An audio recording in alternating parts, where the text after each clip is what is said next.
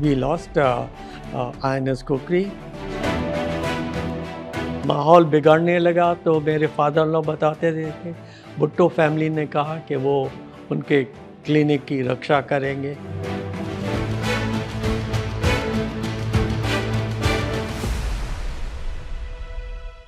वीर गाथा में आज हमारे साथ हैं रियर एडमिरल रामेंद्र शर्मा जी, जो 1934 में पैदा हुए जब देश आज़ाद भी नहीं हुआ था, और उसके बाद आज वो 2026 में है। और अभी कुछ ही दिन पहले या कल ही या परसों ही उन्होंने अपना बर्थडे भी सेलिब्रेट किया है। जनवरी में उनकी डेट ऑफ बर्थ है। तो happy birthday to you sir, first of all. धन्यवाद बहुत आपका। हाँ सर, तो कैसे आपने शुरू किया? 92 साल के हो गए हैं आप, 92। जी हाँ, हाँ मैं 92 वर्ष का हो गया हूँ। और जब मैंने जॉइंट सर्विसेज विंग ज्वाइन करा, इट वाज 13th of जनवरी 1951। तब मैं देहरादून में मैंने ट्रेनिंग स्टार्ट करी। 19 जनवरी आपका बर्थडे है। हाँ, 13 जनवरी को आपने जी हाँ, शुरू किया। हाँ, हाँ। तो जनवरी का लगता है आप हाँ, कनेक्शन कुछ कनेक्शन है जनवरी में। हाँ जी। जो कुछ होता है वो जनवरी में हुआ है। और भी हाँ। कुछ हुआ है सर जनवरी में? जनवरी में 1971 की वॉर जो दिसंबर में हुई थी, तो उसके बाद फिर हम लोग जब वापस आए थे तो इट वाज ऑलमोस्ट जनवरी। हाँ जी। तो जनवरी का महत्व है काफ़ी। जी। जस्ट इत्तेफाक की बात है। हाँ। कैसे सोचा सर उस समय जब आप पैदा हुए थे, या जब काम करने के बारे में सोचा, तो दिमाग में कैसे आया कि आपको नेवी ही ज्वाइन करना है या फौज ही ज्वाइन करनी है? ऐसा कुछ दिमाग में पहले से था? देखिए, मैं अपने जीवन में सबसे पहली जगह जो मुझे याद आती है वो है गाज़ीपुर। तो गाज़ीपुर में एक ओपियम फैक्ट्री थी जिसमें वो ब्रिटिशर्स काम करते थे। तो उस समय मुझे पहली दफ़ा कलर बार का एहसास हुआ। वो ब्रिटिशर्स थे, वो मेरे पिताजी जज थे, उनके साथ वो टेनिस नहीं खेलेंगे कलर बार की वजह से। फिर क्रिसमस पार्टी होती थी, तो मैं बच्चा था, तो हम इंडियंस बच्चों को भी वो लोग बुलाते थे, लेकिन क्रिसमस पार्टी में जो इफ़ आई मे से सो, जो गोरे लोग थे उनके बच्चे एक तरफ रहते थे, हम लोगों को दूसरी तरफ रहते थे। तो मुझे आपने खुद एक्सपीरियंस तो मुझे पहली दफ़ा ज़िंदगी में हुआ कि कुछ अंतर है, कुछ भेदभाव है। तो फिर उसके बाद मैंने सुभाष चंद्र बोस के बारे में सुना, पढ़ा, जय हिंद, जय हिंद का नारा ये लगा। तो फिर मेरे मन में ये आया कि मैं भी आर्म फोर्सेस ज्वाइन करूं। और तो इसी समय मैंने जॉइंट इम्तहान दिया और मेरी अच्छी किस्मत थी, मैं उसमें इम्तहान में पास हो गया। और उन दिनों उन इम्तहानों में जो लोग टॉप, नॉट एब्सोल्यूट टॉप, लेकिन टॉप के जो लोग होते थे उनको नेवी में ले लेते थे, बाकी आर्मी या एयरफोर्स में जाते थे। तो इसी तरीके से मैं नेवी में चला गया। और मुझे ऐसा आभास है कि मेरे पिताजी का भी कोई दोस्त नेवी में था, तो उन्होंने मुझे, मेरी माताजी ने उनको बहुत खुशी हुई। अक्सर तो माताएं चाहती हैं कि बेटे फ़ौज में ना जाएं और ये हो, लेकिन मेरी माताजी ने मुझे प्रेरित किया और इसी तरीके से मैं नेवी में चला गया। कौन सा वर्ष था सर वो जब आपने नेवी ज्वाइन किया था? 1951 में जनवरी 13 जनवरी 1951। आज से 70 साल पहले। कम से कम 70 से ज़्यादा। जी। इतना लंबा सफ़र है सर, देखा जाए तो। आज़ादी से पहले पैदा हुए, पार्टीशन आपने देखा, उसके बाद भारत को तरक्की करते हुए देखा, तब की फ़ौज में अब की फ़ौज में पता नहीं कितना डिफरेंस है। बहुत अंतर है, बहुत अंतर है। बहुत अंतर है। अब तो टेक्नोलॉजी इतनी हो गई है और लेकिन बेसिक चीज़ें हमेशा वही रहती हैं। हिम्मत होनी चाहिए, अपने आप को ट्रेन वेल करना चाहिए और सबों के साथ मिलकर के काम करना चाहिए। तो दो basic things they always remain the same, only in certain ways it changes. और हम लोग ने जब ज्वाइन करा तब इतने पढ़े लिखे नहीं थे, इतनी टेक्नोलॉजी के बारे में नहीं मालूम था। लेकिन मुझे लगता है कि आजकल के बच्चे जो हैं वो हम लोग से ज़्यादा स्मार्ट हैं। हालांकि लोग समझते हैं कि हम ही लोग चुने दिगरे नेस था, हमारा जैसा कोई नहीं। लेकिन मैं समझता हूँ कि आजकल के बच्चे जो हैं वो हम लोग से ज़्यादा अवेयर हैं, टेक्नोलॉजी के बारे में जानते हैं। हाँ।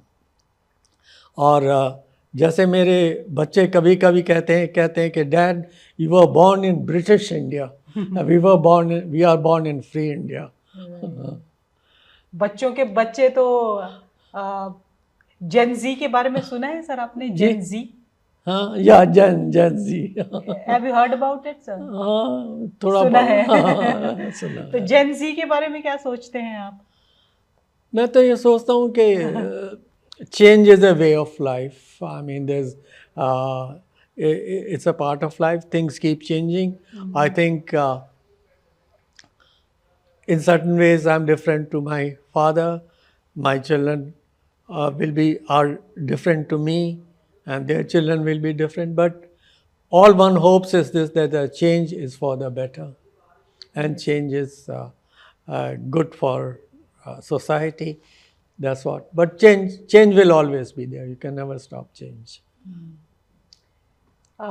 सर आप मुझे बता रहे थे कि 3 लड़ाइयाँ जो मेजर थी वो आपके रहते रहते हुई जब आप फौज में थे। जी जी। 62, 65, 71 जी। इन युद्धों में आपका क्या रोल था?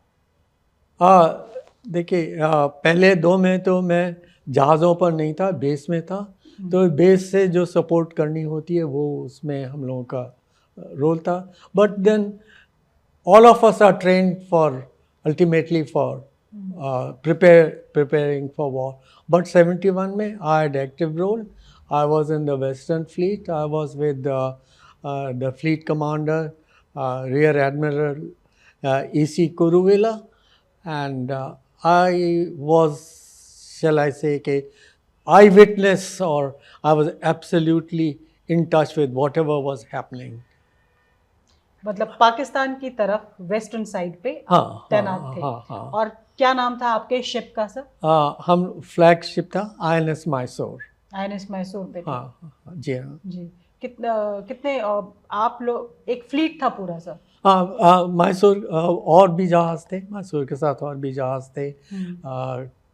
उधर कुकरी भी था। उसके जो कैप्टन थे, कैप्टन एम मुल्ला, वो मेरे ट्रेनिंग ऑफिसर रहे थे देहरादून में। और ऐसे मैं बहुत ही लकी हूँ कि मेरे ट्रेनिंग ऑफिसर्स बहुत ही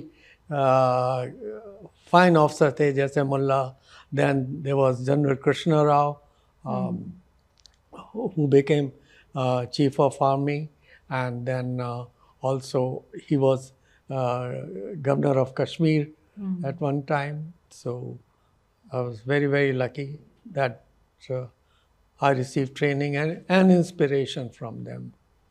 तो 1971 में जब आपको वेस्टर्न फ्रंट पे लगाया गया था, तैनात किया गया था, तो उस समय आपका क्या रोल रहा सर? क्या किया था, क्या टास्क था जो आपको करना था, और क्या तारीखें थी वो, अगर आपको याद हो तो? ऐसा तो first of all it was key to detect the enemy and attack them and hit them where it hurts them the most. That is what the main task was. And those days Hindi. हाँ, उन दिनों में मतलब इतनी drones नहीं थे। और जैसी आज किस्म तरह तरह की मिसाइल्स होती हैं, इतनी वो नहीं थी। Missiles were there but the range was not that much and speed was, so it was also to detect them, to to find, उनको ढूंढे हम पहले और वो हमको ना ढूंढ पाए, ऐसा, that is what the main M was. तो ढूंढ कर अटैक करना था। हाँ, ढूंढ करके अटैक करना था। और लेकिन हमको ये तो मालूम था कि कराची की पोजीशन क्या है, हाँ, तो उसको ऐसे ढूंढना इतना ज़रूरी नहीं था जितना उसके कराची के पास पहुंचने का था। उनको बिना हमारा पता लगे कि they should not be able to detect it, so we should go ऐसे साइलेंटली हम लोग अनडिटेक्टेड वहाँ पर पहुँच जाए। तो पहुँचे आप सर? हाँ, हम लोग पहुँचे। फिर जो मिसाइल्स बोट्स थी उनको और आगे जाने दिया, और मिसाइल बोट्स ने पाकिस्तान के ऊपर उनके जहाज़ डुबोए, उनके ऑयल इंस्टॉलेशंस, इन सब को अटैक करा। ऑपरेशन ट्राइडेंट के बारे में हमें बताइए सर। ऑपरेशन ट्राइडेंट एक मेजर ऑपरेशन था उस समय इंडियन नेवी का। मतलब 3 शिप्स जो उनके थे, 3 vessels, 3 vessels, they destroyed it, और उसके बाद कराची को भी तहस नहस कर दिया था। So मतलब it was we fired at them, we detected, and we were able to hit them. They did not know. First they thought के attack was coming from the air. They thought के air attack हो रहा है. But later on they realized that it wasn't air attack. It was attack from the ships. And कोई उस समय कैसा माहौल था शिप के अंदर सर? कुछ याद होगा आपको? क्या बातचीत हुई आपकी बाकी अफसरों के साथ जब वो आपको ऑपरेशन पे भेजा गया था, जब आप लोगों को कहा गया था कि जाओ और मारो? हाँ, नहीं, सबसे पहला दिन तो ये है कि पहला दिन हमको बड़ा लंबा लगा। हाँ, because you know that was the first day at sea before the war started, and you know at that time you think कि maybe you'll detect them and you'll attack them next moment, and then you also so तो पहला दिन बड़ा फिर उसके बाद धीरे धीरे आदत हो गई. It was all normal days and you went to your place of duty and you stayed there and मतलब आसानी से डिटेक्ट नहीं कर पाए थे. बहुत जल्दी नहीं कर पाए थे. हाँ. कितना वक्त लगा होगा सर, याद है आपको? कि कोई पहला वेसल उनका पता चले कि कहाँ पे है? तो ऐसे तो जब हम लोग बॉम्बे से सेल करे थे, उसके 1-2 दिन बाद हम लोगों ने एक सबमरीन, पाकिस्तानी सबमरीन का पेरिस्कोप देखा था. फिर कुछ दिनों के बाद उनके एयरक्राफ्ट भी हमारे फ्लीट के ऊपर आ गए थे. तो फ्लीट को हम लोगों ने डिवाइड करके डिफरेंट डायरेक्शन में जाना शुरू करा. So Pakistani aircraft lost contact with us and it was easy for us after that time. मतलब वो अटैक कर सकते थे? हाँ, उस समय हाँ अटैक कर सकते थे, but then war had not been declared at that time, so they did not, and neither did we. We could have also attacked them, but so it was. But it's that both sides were able to, before the war started, able to detect each other, I think. तो ऐसा क्या हुआ sir, Hindi में बताइएगा जी. ऐसा क्या हुआ कि पाकिस्तान को अचानक इतने लॉसेस हो गए? इंडियन नेवी ने ऐसा क्या कर दिया था? There's a thing sort of surprise. We surprised them.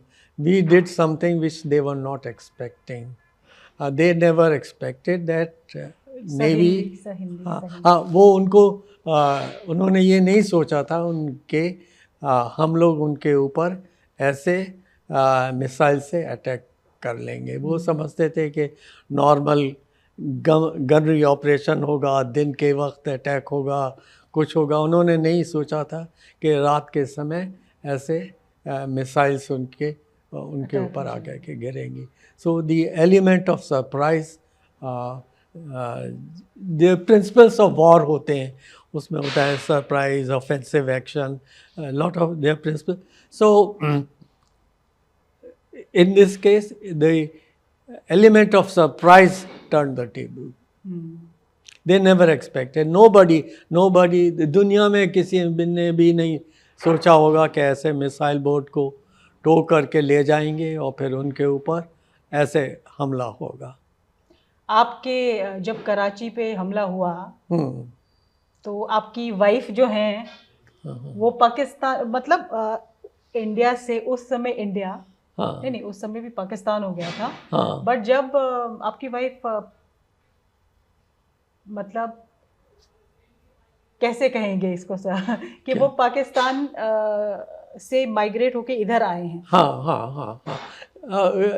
तो कहना चाहिए कि वो पाकिस्तान से इंडिया में शरणार्थी थी, बन कर आए थे, बन करके आए थे वो लोग. दे वर रेफ्यूजीज. तो कराची में उनके फादर की एक पुरानी शॉप थी. डिस्पेंसरी थी. डिस्पेंसरी थी. तो इसके पीछे की एक कहानी आपने मुझे बताया, किस्सा बताया. हालांकि वो लोग वापस आ गए थे. पर वो था तो जो हम लोगों ने अटैक करा, उस अटैक में जो मेरे फादर इन लॉ की डिस्पेंसरी, पुरानी डिस्पेंसरी थी, उसको भी कुछ नुकसान तो पहुंचा ही होगा.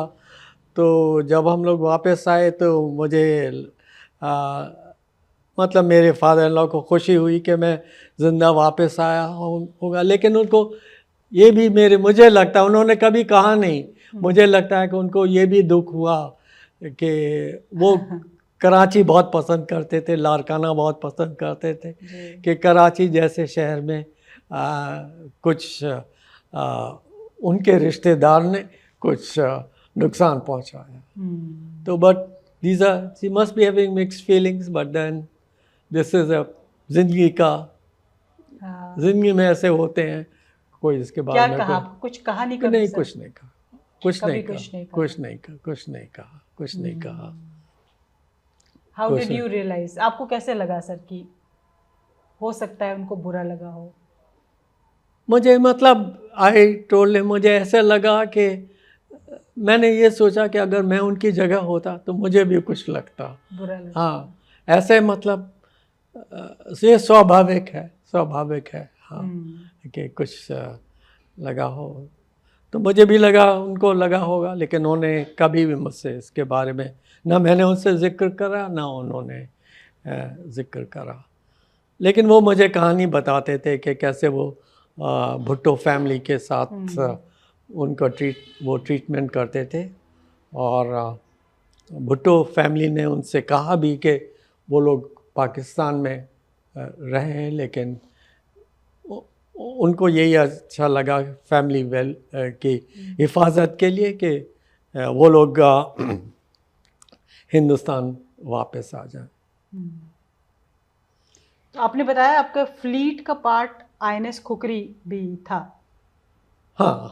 तो I think we lost that vessel in that war. We lost INS khukri. उसके कमांडिंग ऑफिसर थे कैप्टन मुल्ला, उसके कमांडिंग ऑफिसर थे. And was a very fine officer. वो मेरे ट्रेनिंग ऑफिसर भी रहे थे. और मैं उनसे मिला भी था जब फ्लीट बॉम्बे से सेल करने वाला था. उसके एक दिन पहले मैं गया था INS खुकरी में मिलने. एडमिरल कुरुविला साहब जो थे, उन्होंने मुझे निर्देश दिया था कि जो छोटे शिप्स हैं जैसे INS खुकरी, कुठार और दूसरे शिप्स हैं, मैं उन पर धीरे धीरे जाऊं, उनसे बात करूं और उनका हौसला बढ़ाने के लिए. तो मैं INS खुकरी में भी गया था और उनसे मिला था. और वो तो मेरे पुराने ट्रेनिंग ऑफिसर भी रहे थे. सर, एक आपने बताया कि आपके फ्रेंड्स आपका थोड़ा सा मजाक उड़ाया करते थे कि भाई आप वेजिटेरियन हो, लेकिन क्या था सर वो? वो ये था कि मुझे लगा कि मैंने एक पाकिस्तानी सबमरीन के पेरिस्कोप को देखा है. और शाम का समय था.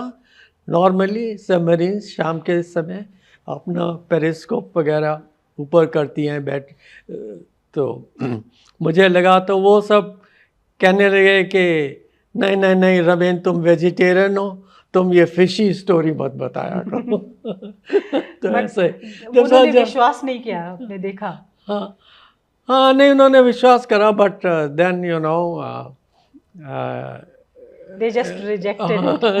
not rejected it, but then you know there's nothing, war had not started, so they submarine couldn't fire at us and we couldn't fire at them. So this is how it is. I mean, I think it's just a sense of humor and 1979 में आपने मुझे बताया, 79 में आप US गए थे किसी course के लिए, जहाँ पे एक पाकिस्तानी ऑफिसर भी था। हाँ जी हाँ, एक पाकिस्तानी ऑफिसर था, उनका नाम है कैप्टन अर्ल आलम, वो थे। हाँ, वो लखनऊ से थे, मैं भी लखनऊ से हूँ। और वो जब पार्टीशन के पहले हमारा उनका घर एक विदिन 1 किलोमीटर होगा। अच्छा। हाँ। लेकिन हम एक दूसरे को जानते नहीं थे। कराची? हाँ, कराची था या कोई और जगह थी सर, जहाँ आप लोगों का घर आसपास? नहीं, लखनऊ में।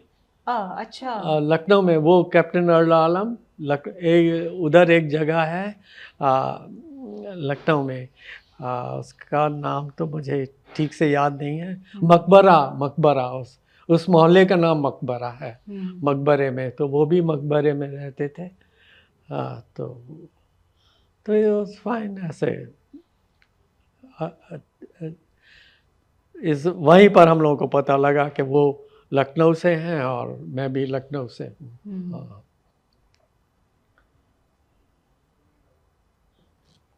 आप कुछ बता रहे थे सर, वो ग्लास ऑफ वाइन? हाँ, वो तो ये थे कि वो कैप्टन अर्ल आलम जो थे, वो अब कभी कभी जब विस्की पीते थे तो वो अपनी फ़ोटोग्राफ विस्की के ग्लास के साथ नहीं खिंचवाना चाहते थे, बिकॉज आई थिंक उनको फॉर रिलीजियस बिलीफ है कि शराब नहीं पीनी चाहिए। तो एक दिन उन्होंने अपना विस्की का ग्लास मेरे हाथ में दे दिया और मेरे हाथ में भी दूसरा एक ड्रिंक था। तो जो यूनाइटेड स्टेट्स नेवी का जो कोर्स ऑफिसर था, जो हम लोग का इंचार्ज था, वो मेरे पास आया और कहने लगा, अरे तुम इतनी शराब पी रहे हो रमेन? मैंने कहा नहीं, मेरी नहीं है, एक मेरी है, एक कैप्टन अर्ल आलम की है। तो उसको बड़ी खुशी हुई कि हम लोग आपस में कोई कोर्स के समय कोई रंजिश नहीं है और हम लोग एक दूसरे से जैसे आपस में लोग मिलते हैं तो वैसे मिलते रहे। तो उनको जो यूनाइटेड स्टेट्स नेवी के जो ऑफिसर इंचार्ज थे, उनको थोड़ा टेंशन था कि कहीं मेरे और कैप्टन अर्ल आलम के बीच में झगड़ा हो या कुछ हो। तो हमने दोनों ने उनको विश्वास दिलाया कि ऐसा कुछ नहीं होगा, ऐसा कुछ नहीं होगा। We are all professional navies and we follow the orders of our government. कोई और आपको यादगार चीज़? हाँ, वहाँ पर एक इसराइल की नेवी के थे, फिर जर्मन नेवी का था, पोर्चुगल का था, डेनमार्क का था, तो चिली के थे, और तो बहुत सारे कंट्री थे, बट दे वर ऑल, सब लोग बहुत मतलब मेरे साथ बहुत दोस्ती का उनके साथ बर्ताव था। और सब लोग इंडिया के बारे में पूछते थे और वो समझते, वो लोग कहते थे कि हिंदुस्तान की जो लड़कियां हैं वो बहुत खूबसूरत होती हैं और पतली दुबली और एलिगेंट होती हैं। हाँ, ये सब।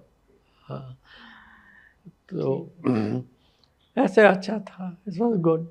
सर, आपने बताया कि आपके जो इन-लॉज थे जी, वो भुट्टो फैमिली के करीब थे काफ़ी।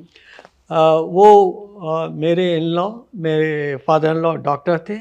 वो भुट्टो फैमिली के क्या कहना चाहिए, फैमिली फिजिशियन थे। और उनका क्लिनिक लारकाना में था। एंड जैसा मुझे जहाँ तक मालूम है, भुट्टो फैमिली भी लारकाना ही से आती है, लारकाना सेंस से आती है, तो वो उनके पोजीशन थे। और जब वहाँ पर माहौल बिगड़ने लगा तो मेरे फादर लॉ बताते थे कि भुट्टो फैमिली ने कहा कि वो उनके क्लिनिक की रक्षा करेंगे और उनको कोई नुकसान नहीं आने देंगे। और फिर उन्होंने कहा कि जब सब मामला ठीक हो जाए तो वो लोग वापस चले आएँ या वहीं पर रहें। लेकिन मेरे फादर इन लॉ ने डिसाइड करा कि नहीं, वो इंडिया वापस आ जाएंगे। सो उसका कोई असर पड़ा? आई डोंट थिंक, इतने हालात इतने बदल गए थे कि इट वाज दे, अगर उन्होंने सोचा भी होगा जाने का तो आई डोंट थिंक। तो आप कह रहे थे कि एक ओपिनियन था कि हिंदुस्तान की लड़कियां बहुत खूबसूरत होती हैं, पतली दुबली होती हैं, तो अब मेरे मन में ये सवाल आ रहा है कि आप मैम को कैसे मिले सर? ऐसे ही मैं टेनिस खेलने जाता था और मैडम भी अपने ब्रदर इन लॉ के साथ, इनके ब्रदर इन लॉ भी टेनिस खेलते थे, हम लोग टेनिस खेलते थे, वो क्लब में उनके साथ आती थी, तो ऐसे ही तो वहीं पर मुलाकात हुई। सो it was love at first sight? This question आप मेरी बीवी से पूछिए। सर आप भी बताइए। Yes, not the first sight, but maybe the second sight. Okay, so मतलब आप दोनों ने डिसाइड किया कि हम लोग शादी करेंगे? मेरी वाइफ ने पहले डिसाइड करा। ओके ओके, सो कब आपने शादी की सर? 1964 में।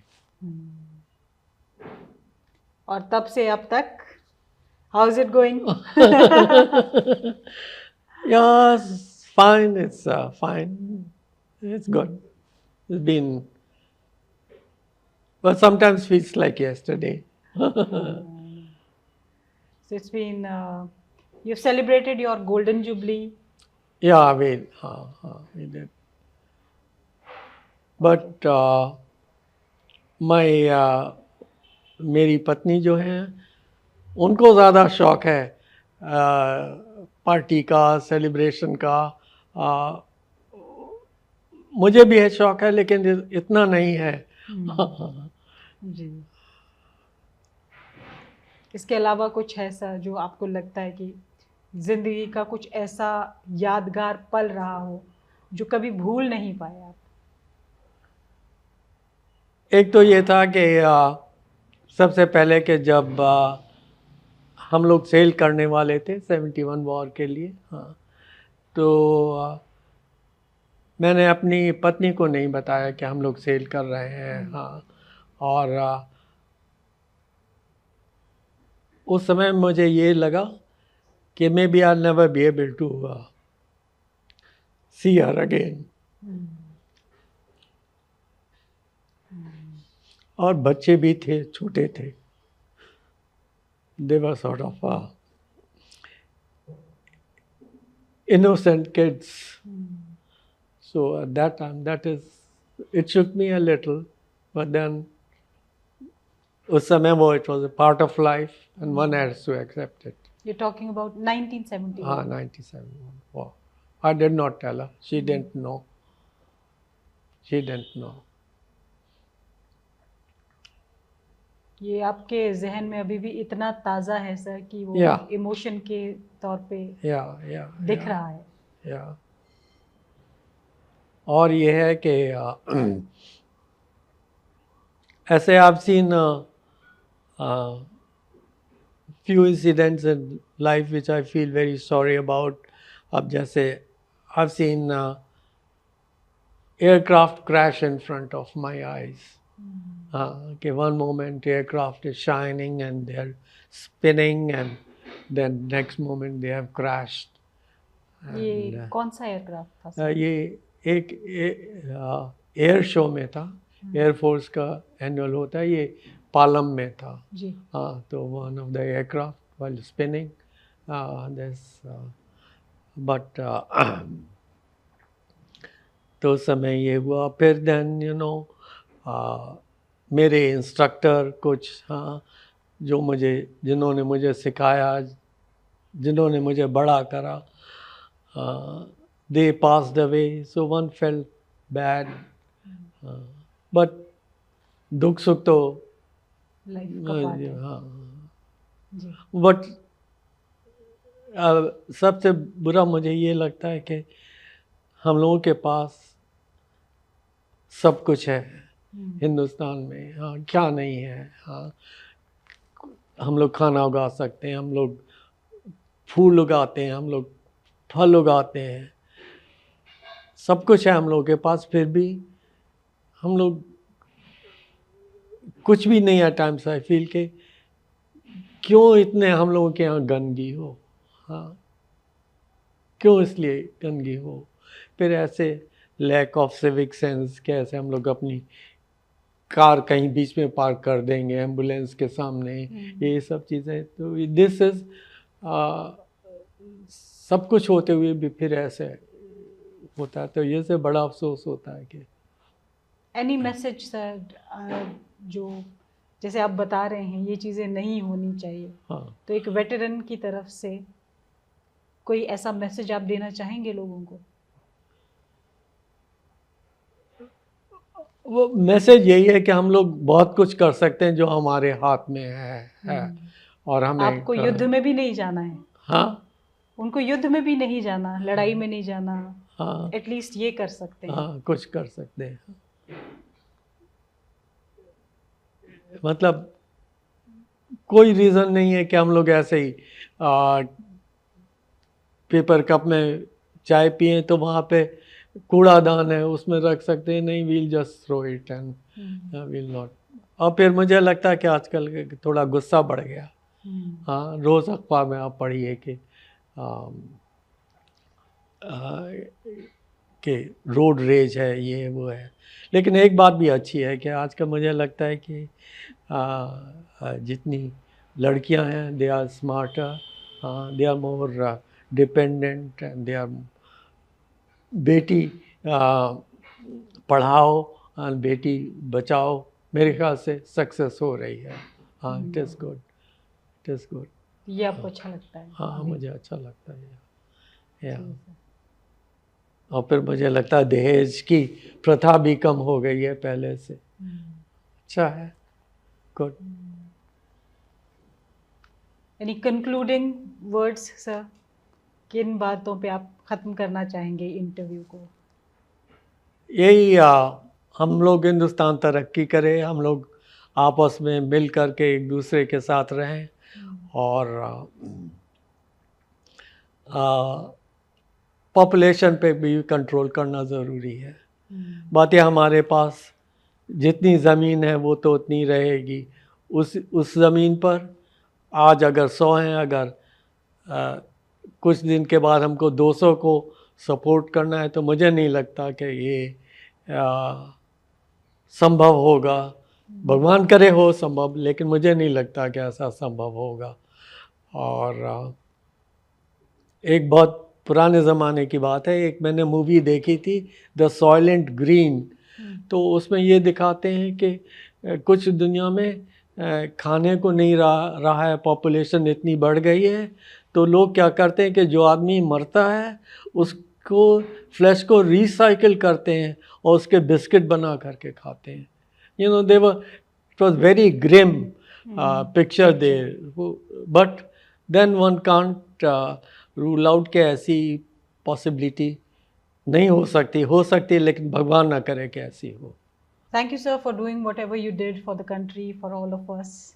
नहीं, मैंने, देश ने मेरे लिए इतना करा, मैंने तो कुछ भी नहीं करा। कहा भगवान करे कि हम सब लोग, जैसे मैं कह सकता हूँ, मिल कर के रहे, खुश रहे। दोबारा सिपाही बनना चाहेंगे? दोबारा से आप? yes, हाँ, बिल्कुल। If I was born again I would want to be join the Indian Navy. There are no two opinions about, या कोई भी तीनों फोर्सेस हाँ, में कोई भी, हाँ, may be for change Air Force or the Army, but at the moment, Navy is still priority number one. Thank you, sir. Thank you very much.